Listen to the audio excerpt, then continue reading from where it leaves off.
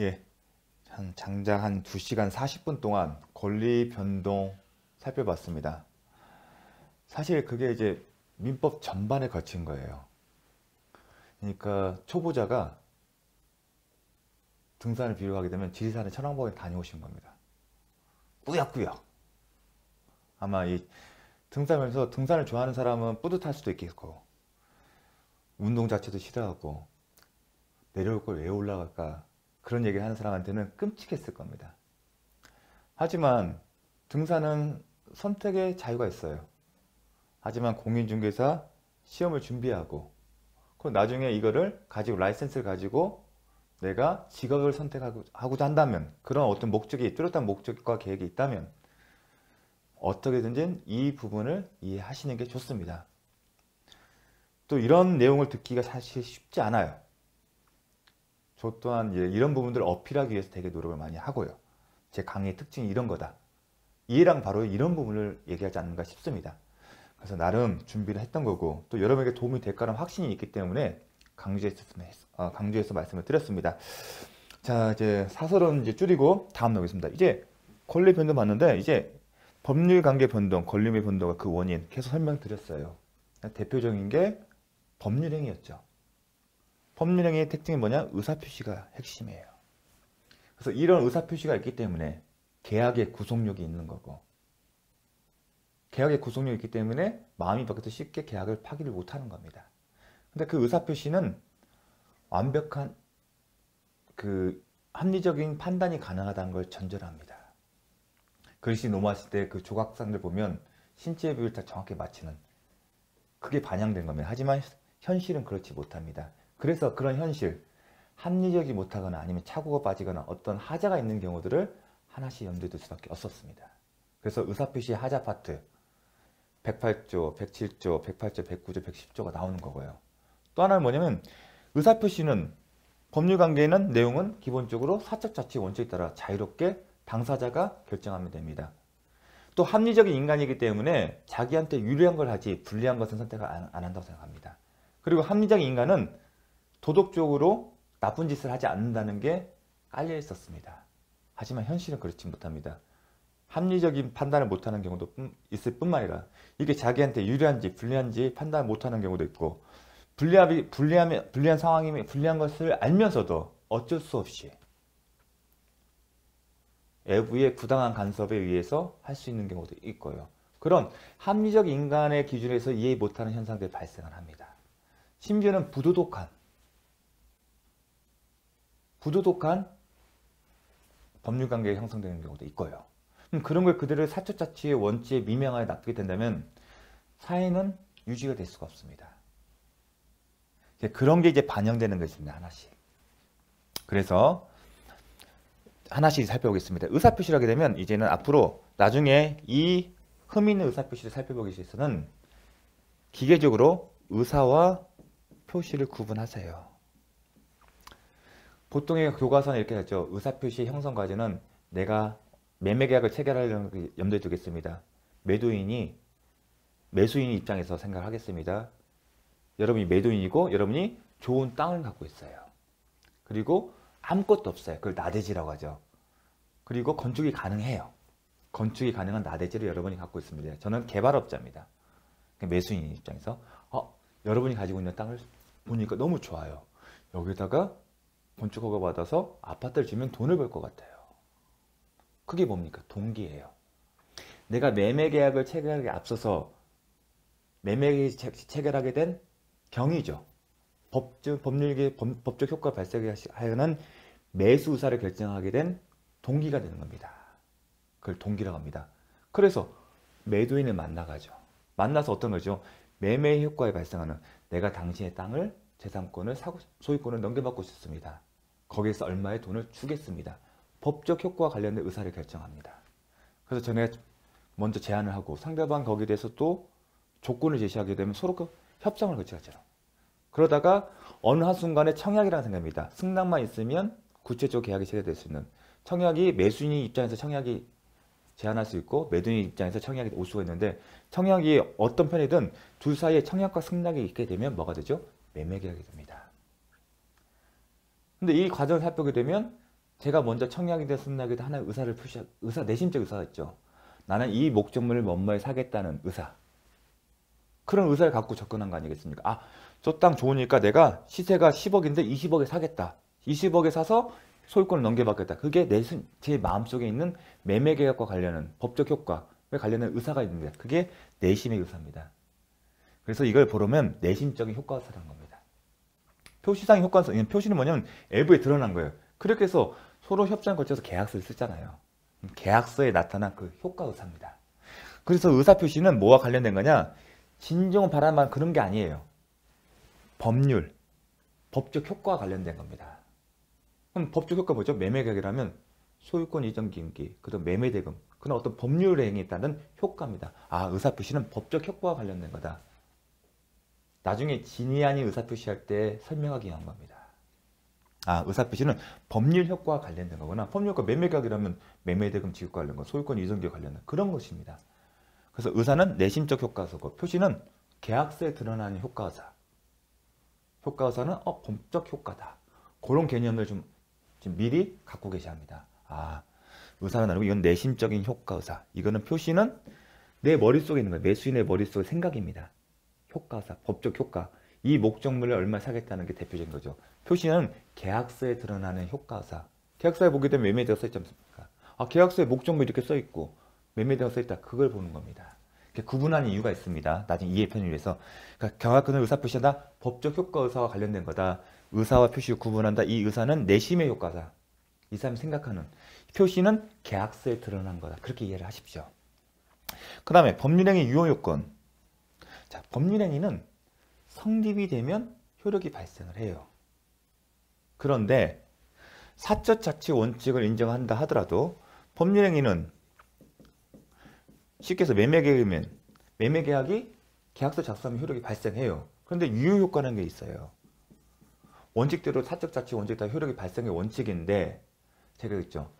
합리적 인간이 아니라 부도덕한 것들에 대해서 계약을 체결하고 그 다음에 자기한테 불리한 건지 모르고 계약을 체결한 경우 즉 규제가 예외적으로 규제할 필요성이 있는 경우가 있습니다.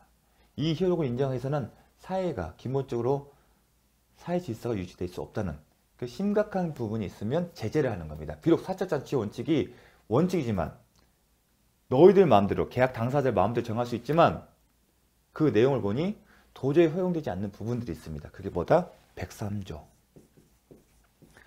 선량한 풍속 기타 사회질서. 최소한 사적 자치 원칙을 뛰어넘는 선량한 풍속 사회질서에 위반되는 행위는 사적 자치에 불구하고 제재를 가하겠다는 겁니다. 선량한 풍속 기타 사회질서에 반하는 행위는 무효다. 단서조항도 없어요. 104조. 불공정한 법률행위에 대해서는 무효다. 이게 제재를 가한 겁니다. 사적 원칙에 대한 제한을 가는 거예요. 그럴 필요성이 있기 때문에. 사회가 유지하려면 최소한의 도덕이 있어야 합니다. 그런 거 생각할 때십니다. 그래서 선량한 풍속에 대해서는 유형별로 만들어요. 너무 추상적이기 때문에. 추상적이기 때문에 보통의 경우는 103조에 대해서 그 유형별로 구체적으로 나눠요. 그런데 우리는 공인중개사 민법을 준비한 수험생 입장에서는 이와 관련해 딱 하나만 알면 돼요. 이중매매. 우리는 이중매매와 관련돼서 이 내용을 알면 되는 겁니다. 그래서 이중매매 파트에서 또 설명을 할 겁니다. 104조. 불공정한 법률행위. 원래는 한정 당사자가 대등한 관계에서 계약을 맺을 거 생각하지만 그렇지 못한 경우가 있습니다. 그래서 그런 경우에도 무효를 만듭니다. 그럼 여기에는 어떤 경우에 해당 요건이 중요합니다. 왜냐하면 세분화가 됐기 때문에.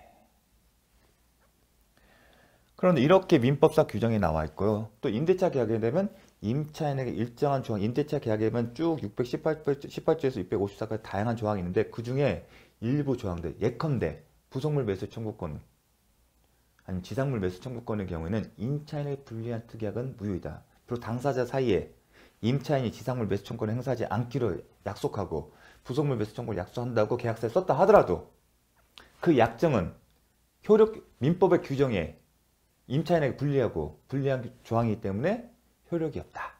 이게 편면적 강행 규정이라고 합니다. 편면, 임차인에게 불리한 경우에만 효력이 없고 유리하면 효력이 있다는 개념이거든요.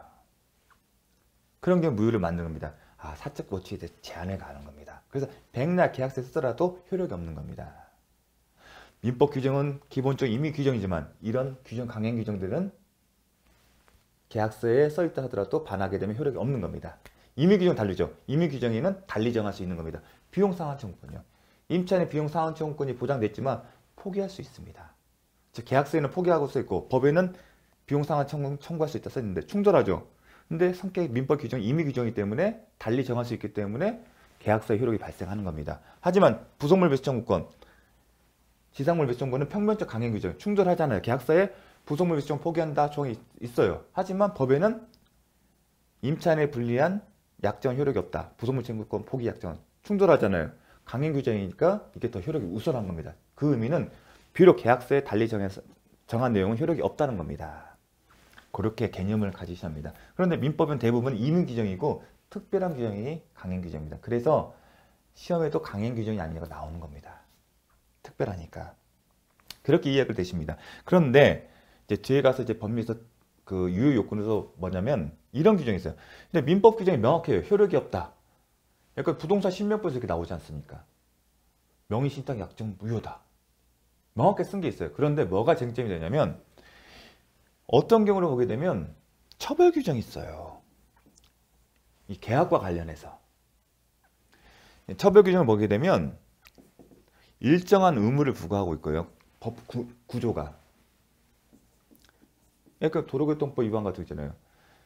음주운전해서는 안 된다. 의무를 부과하잖아요. 근데 음주운전 하게 되면 처벌하잖아요. 그런 것처럼 일정한 의무를 갖고 계약과 관련해서 부과하고 이 의무 위반 시 처벌 규정이 있어요. 그런데 이 의무를 위반해서 체결한 계약에 대해서는 아무런 효력의 언급이 없어요. 만약에 부동산 신명법처럼 명의신탁 약정하면 안 된다. 만약 위반해서 명의신탁 약정하면 무효다. 그렇게 되면 간단하죠. 근데 다른 경우는 이런 의무를 부과하는데 처벌 규정은 있는데 이 사법상 계약 그 효력에는 언급이 없는 경우가 있습니다. 그런 경우에 이 의무 위반을 위한 계약의 효력을 어떻게 볼지가 하나의 쟁점이 됩니다. 근데 일률적으로 처벌 규정이 있으면 다 무효다 하면 편할 텐데 어떤 경우에는 처벌 규정이 있다 하더라도 사법사 계약에는 영향이 없다. 어떤 경우는 처벌 규정이 있기 때문에 사법상 계약은 효력이 없다. 그렇게 나옵니다. 그럼 해석 기준입니다. 이 법이 갖고 있는 그 취지를 입법자의 의도를 봐야 한다. 근데 되게 수상적이죠. 근데 결론은 시험은 이 규정에 있을 때 결론 효력이 있다 없다 나눕니다. 여기서는 강학적으로 이걸 어떻게 구분하는지 쟁점이 되는데 우리는 그럴 필요 없습니다. 이 유효 요건과 관련해서는 이게 해당되냐 안 되냐 그것만 살펴보면 되는 겁니다. 결론만. 그런데 또 하나 이제 보면 법령의 유효 요건 관련해서 이게 있어요. 또 헷갈리는 게 뭐냐면 대리행위 편에서 저기를 보면 대리의 아까 법령이죠. 대리에 기한 법률행위의 효력. 그래서 뭐냐면 대리행위에서 이 법률효과 본유에 기속되기 위해서는 대리권이 있어야 하고 대리권의 범위 내에서 그 다음에 본인을 위한다는 현명지가 있어야만이 효력이 발생한다. 나중에 대리행위 파트에서 배웁니다. 그 경우에는 이 대리가 이루어졌을 때는 특이하게 이런 유효 요건이 필요합니다. 그 다음에 법률, 그래서 대리행위는 이렇게 합니다. 대리에 의한 법률행위. 비록 대리에서 이 대리 요건을 갖췄다 하더라도 이 법률행위 자체가 103조 위반, 104조 위반이 되면 무효가 됩니다. 그래서 대리에 기한 법률행위는 앞서 있는 103조 위반이 되어서도 안 되고 104조 위반되지 않고 and 대리권이 있어야 하고 그 다음에 대리권의 범위 내에서 그리고 본인을 위한다는 나를 위한 게 아니라 본인을 위한다는 의사표시가 있어야만이 그 법률행위 효과가 본인에 기속된다. 그때 혼동하지 마십시오. 그래서 대리행위는 대리에 기한 법률행위. 그래서 법률행위의 포인트에 봤을 때는 이것만 보고도 대리행위에 의해서 법률행위 이루어지면 103조 위반 별도 또 논할 수가 있는 겁니다. 논하는 이유가 있습니다. 나중에 이 개념을 알아야만 풀 수 있는 기출문제가 있기 때문에 그렇습니다. 자, 여기까지 봤고요. 그 다음에 법률행위 종류는 뭐가 있으면 법률행위 되면 이제 계약을 가장 기본을 보세요. 그래서 앞으로 여러분 수험생 입장에서 법률행위 계약이다. 항상 법률행위 계약이다. 의사표시 이렇게 자동적으로 기억해야 합니다. 종류 파트에서 뭐가 나오냐면 단독행위가 있어요. 법률행위는 법적 효과와 관련된 건데 단독행위는 뭐냐면 계약은 매도인과 매수인의 의사표시 하나만으로 계약이 성립되는 게 아니라 청약과 승낙이 합치돼야 돼요. 일방의 의사표시만으로 매매계약이 성립되는 게 아닙니다.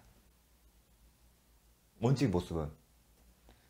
단독행위는 뭐냐면 일방의 의사표시만으로 법적 효과가 발생한다. 어떤 그냥 취소권 행사, 계약 해제권 행사. 그런 경우입니다. 그러면 이 단독행위가 있는데 이게 상대방이 있는 경우와 상대방이 없는 경우가 있습니다. 다 배울 겁니다. 그 경우의 차이점은 뭐냐면 이 구분하기 종류를 보게 되면 시험은 여기 단독행위가 나와요. 그럼 상대방이 있는 단독행위냐 상대방 없는 단독행위냐 구분을 하게 됩니다. 그 일이 뭐냐면 의사표시는 상대방에게 그 의사표시가 도달하면 효력이 발생한다는 겁니다. 그걸 묻기 위해서 시험이 나오는 겁니다. 뭐 취득시효 완전히 포기. 그래서 해당 파트에서 살펴볼 겁니다. 법률의 종류에 대해서 다 배울 겁니다. 걱정하지 마십시오. 그렇게 이제 포인트만 지금 가르쳐 드린 겁니다.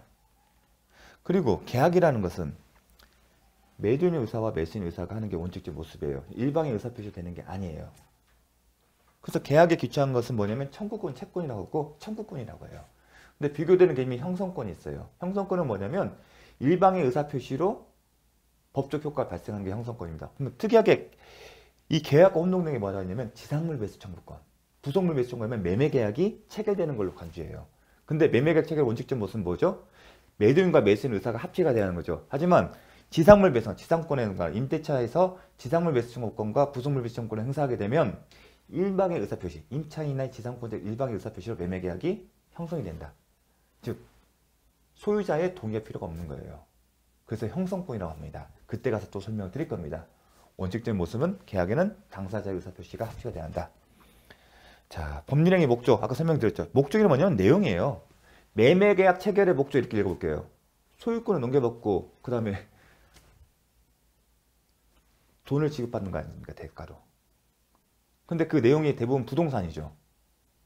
그런데 경우에 따라서는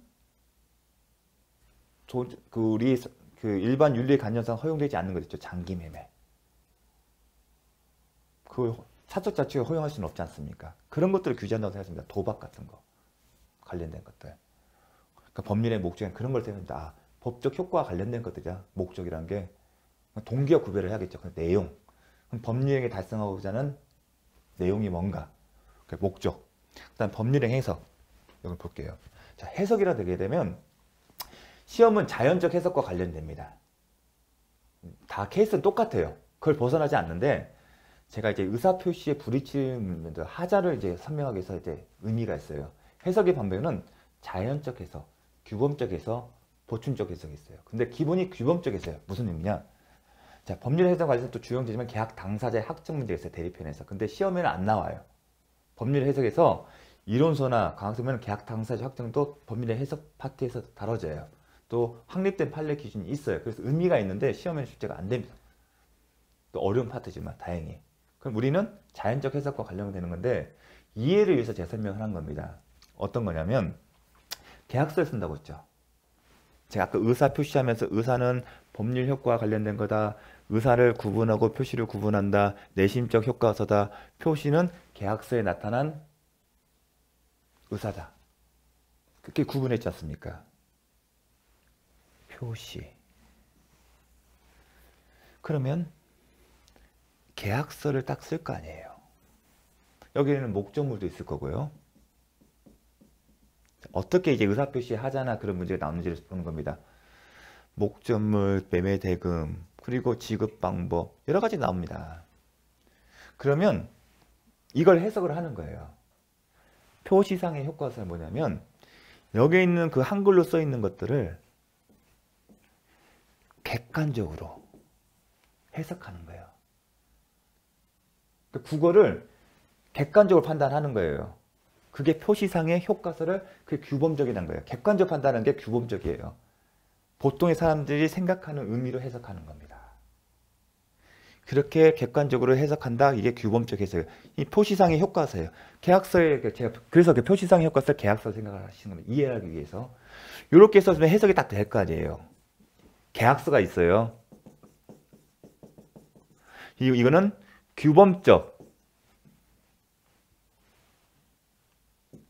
규범적 해석을 거친 표시상의 효과세요, 이게. 규범적 해석을 거친 표시상의 효과가 있어요. 자, 규범적 한다는 얘기는 이것을 합리적인 경험, 일반인의 경험치 비추었을 때 이 의미를 갖고 있는 것을. 동적이면 동이지 이게 소적 의미는 아니지 않습니까? 그겁니다. 소적으로 해석하는 게 아닙니다. 객관적 해석에는 동이라고 써있으면 동쪽인 거예요. 남쪽이 남쪽인지 남쪽이 북쪽이 될 수 없다는 겁니다. 아파트가 단독주택이 아닌 것처럼 그렇게 해석할 수 아파트 쓰면 아파트인 거지 단독주택 해석할 수 없는 것처럼 그게 규범적 해석이에요. 객관적으로 규범적으로. 그런데 이제 비교할 게 뭐냐면 매도인과 매수인이 여기에 대해서 해석이 있고 매도인과 매수인이 계약서를 쓸 때 의사가 있을 거 아니에요. 그게 내심의 효과사라는 걸 떠나맞는 거죠. 이건 규범적 해석을 거친 거지만 이 계약서에서 내가 바라던 것, 내가 생각했던 거예요. 그게 내심의 효과가 있는 거예요. 계약. 그 바탕에서 계약서를 해석한 게 있을 거예요. 이게 같으면 아무 문제가 없는데 이게 차이가 있을 때 의사와 표시가 불일치할 때 어떻게 할지 그게 하나의 쟁점이 될 수 있겠죠. 어떻게 취급할 거지. 그게 진이 아닌 의사표시 아니면 동기의 착오 일치하지 않는 거예요. 진이 아닌 그 다음에 허위표시 나는 이런 법률 효과가 되는 그래서 제 의사표시할 때 항상 법적 효과 의사 여기 소유권 이전 등기 있었는데 나는 소유권 이전 등기할 의사가 없다. 매매대금 지급할 의사 없다. 허위표시 그거 아닙니까? 허위로 매매계약을 체결하는 법적 효과 의사가 없다는 얘기는 소유권 이전 등기할 의사도 없고 진정으로 매매대금 지급할 의사도 없는 거. 그래서 허위표시에 매매계약에서 돈을 주고 받지는 않습니다. 다 주더라도 그거는 허위로 만든 가장행위죠. 혹시 세무조사 받을까 봐. 그렇게 이제 접근을 하는 겁니다. 규범적 해석. 아니면 이 내심의 효사가 있는 점들을. 그 내심의 효과서는 진심을 바라는 내 마음속에 깊은 게 아니라 이 법적 효과에 관한 의사가 있는지 항상 법률 효과의 의사표시가 있는지 내심으로 그런 겁니다. 그래서 일치하지 않는 경우 그게 어떤 비진 의사표시 어떻게 취급하는지 착오인 경우에 그런데 경우에 따라서는 이게 같을 수도 있어요. 근데 같지만 사기나 강박업적 부당한 간섭에 의해서 생길 수가 있습니다. 사기와 강박에서는 이제 이론적인 쟁점이 있을 수 있어요. 사기의 개념에서 나중에 배울 텐데 대법원 판례는 사기의 경우는 동기의 착오만 있지 내용상의 착오가 있는 경우에는 사기를 안 보거든요. 그래서 의사표시가 일치된 경우에만 사기가 있는 거예요. 그 다음에 강박일 때는 공포심을 갖고 쓰는 거예요.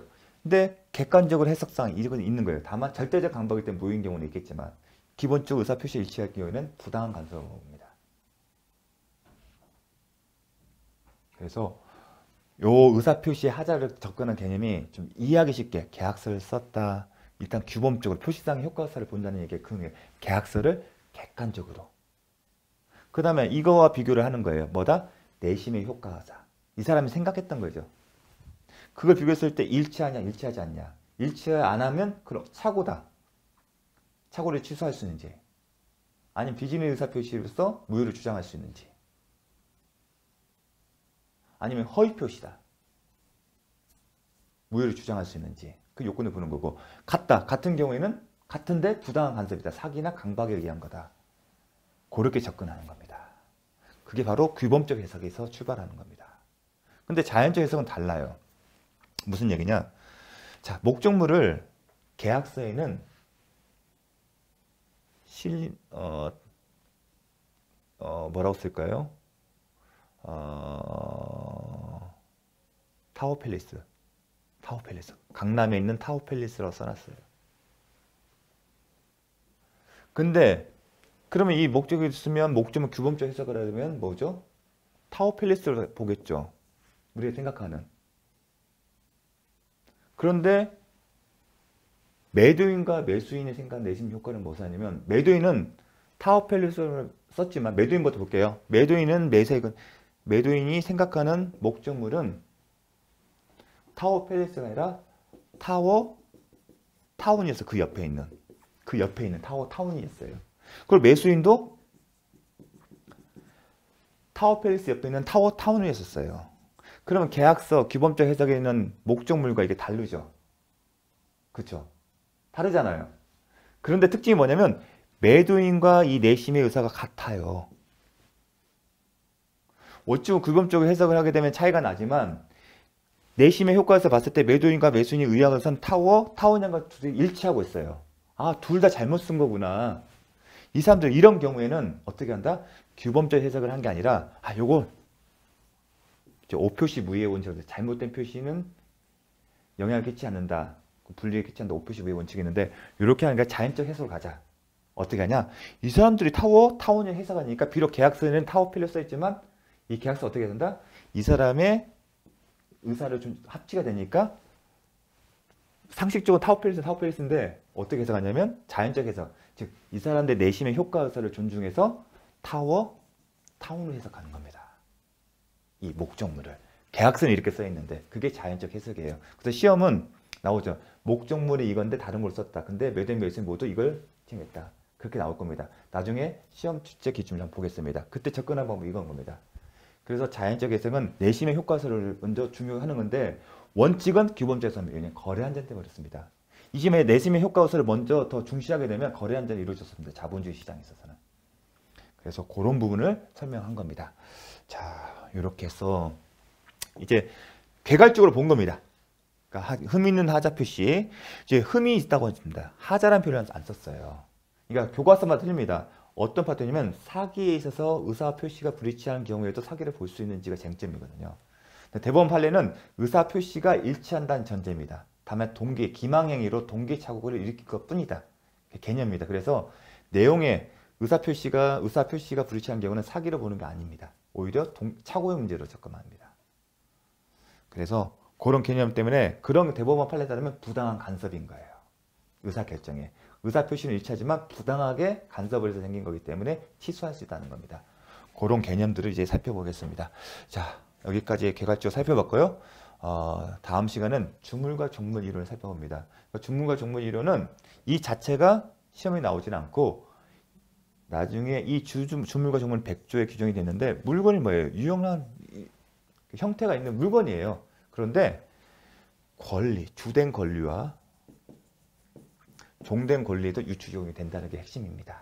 그것 때문에 살펴보는 거고 되게 중요한 논점입니다. 자, 다음 시간에 뵙도록 하겠습니다. 수고 많으셨습니다.